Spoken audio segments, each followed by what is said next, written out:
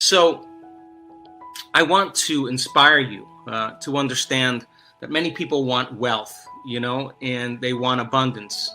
But if they were to see a video of themselves all day long, if they saw a video of one day of how they were living, and they understood that their personality creates their personal reality, and that person was living in lack and living in frustration, living in the emotions of the past, that is not a person who is abundant. That we generate abundance. That's what we do. We generate it. It's an energy.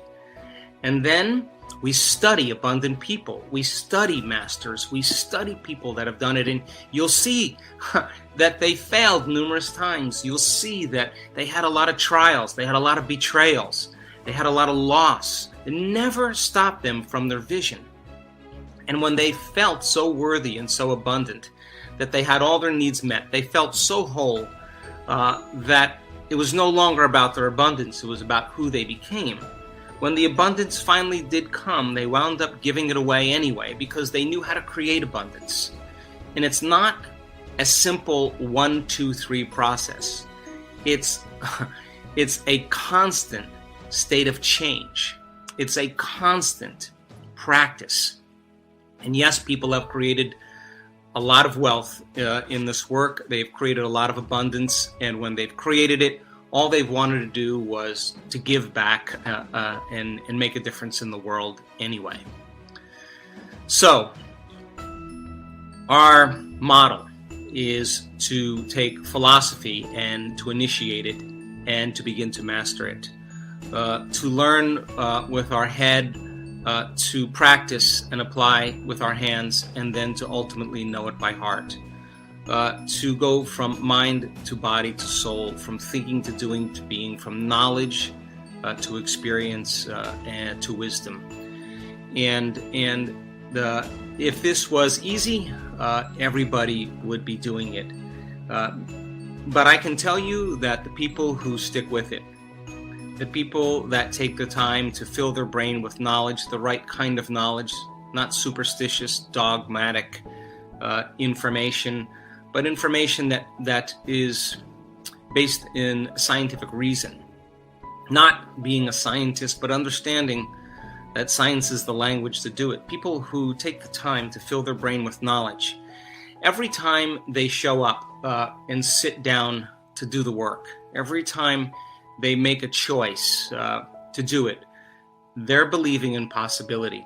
People who don't do the work on a subconscious or unconscious level don't believe it's possible for them. They don't know that it is possible for them. And I say to them, if not now, when? Because when you believe in yourself and you sit down to do this work, you have to believe in possibilities. And when you believe in possibilities, my God, you're going to have to believe in yourself. And that means you can't blame your past, you can't blame your ex, you can't blame your parents, you can't blame your boss. Sooner or later, whatever emotions we feel because of whatever experiences that happened in the past, sooner or later, we're going to have to overcome those emotions and stop telling the story of the past and really start telling a better story of the future. And when you start believing in your future more than you believe in your past, when you're more in love and excited about your future than you are romancing your past, then your body is going to wake up in the morning and it's going to want you to create. How do I know that? Because so many people in this work, they do the work every day, not because it's a have to. They understand that they're creators and they don't want to stop doing the work because they don't want the magic to end in their life. They would never miss a day, not for any other reason, because when they interact with this divine intelligence that lives in every human being, independent of your race, color of your skin, your culture, the country you're from, your sexual preference, the diet, the food you eat, your age, independent of all these things that people use to create separation, that intelligence lives in every human being, and it is a divine intelligence. And we now know when people run into it and they connect to it and they surrender their identity, their individuality, their separation in matter, and become pure consciousness and let go and trust in the unknown. When they connect and they experience that arousal, that bliss, that ecstasy, that wholeness that's felt in every single cell in their body, they're no longer seduced by the outer world, saying that I need that person or that experience to bring me this feeling. They're connecting with something within them. And when they have this moment, it seems like their past is washed away. They look back at their past and they see it was all necessary for them to experience that moment. And that's the moment they're no longer defined by their past. That's the moment their past is washed away, and the story of their past changes because they're viewing it from a greater level of consciousness. And so the effects of that many times are a biological change, instantaneous change in a person's health, instantaneous change in a person's unconscious programs that keep them repeating the same patterns in their life, instantaneous mystical moment. And to the profane, to the person who's impatient, the person who feels entitled that they don't understand why they didn't have it, they're looking at that person and they think that that person just had one lucky moment where they connected. But what they don't know is that person never missed a day of doing the work for the last 9 months, and it was their time.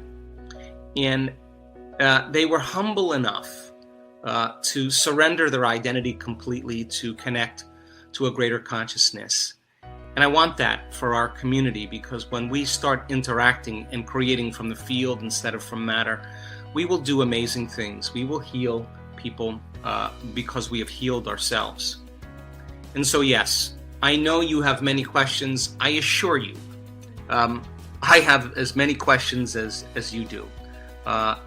And being responsible for searching out those answers for you.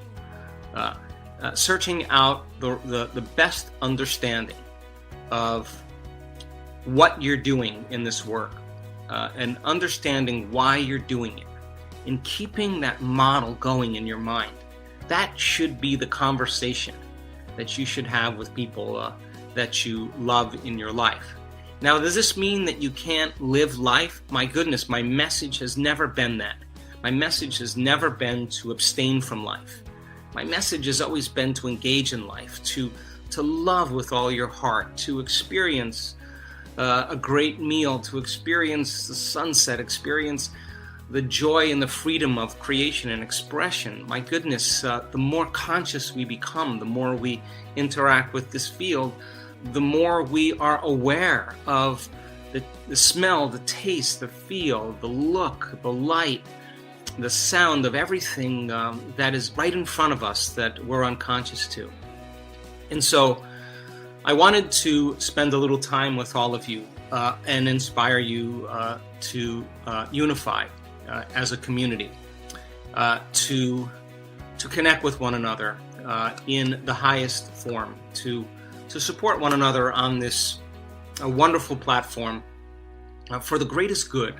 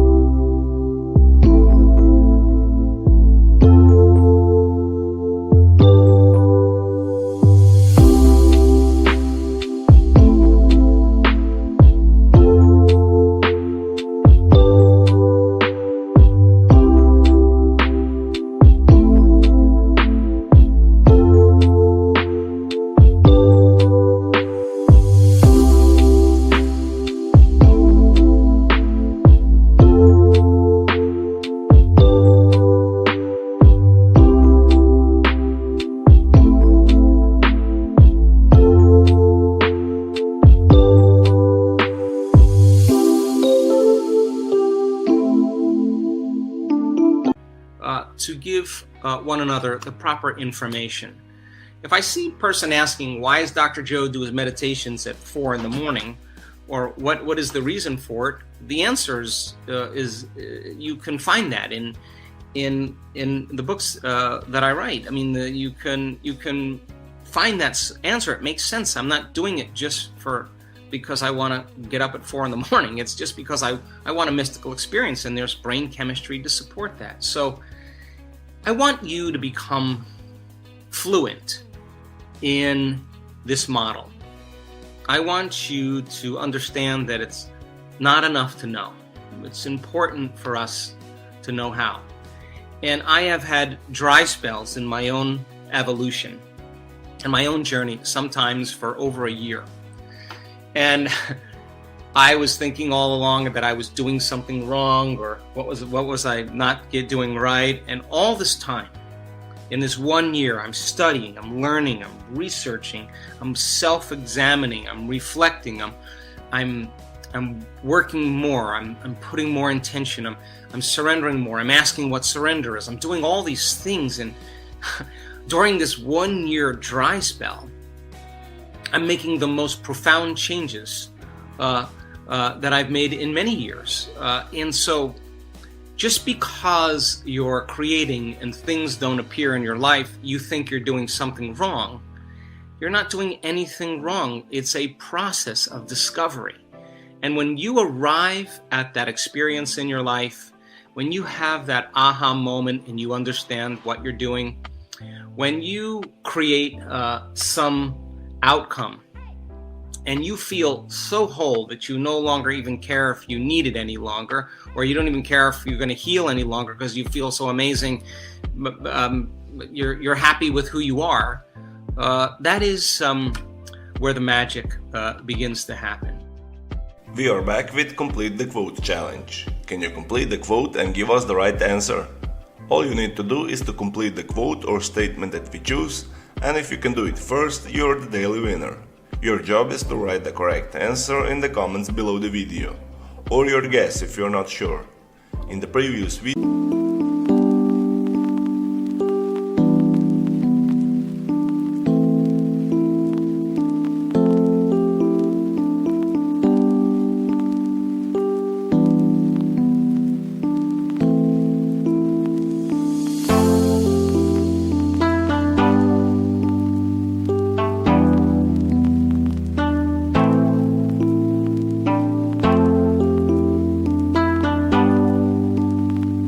we were looking for 2 words. The quote belongs to Dr. Dispenza and it goes like this.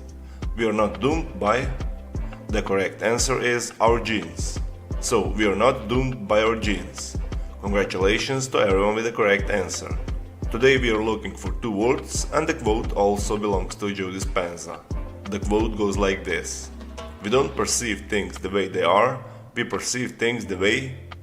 Write your answers in the comments below the video, and if you like this video, give your thumbs up and share it with your friends. Be the first one and win this challenge. Did you understand what Joe Dispenza said? What was your favorite part of this video? Tell me everything in the comment section. If you don't want to miss my new videos and challenges, subscribe and hit the bell button and you'll be notified when my new video is published. Help me make this video popular by sharing it.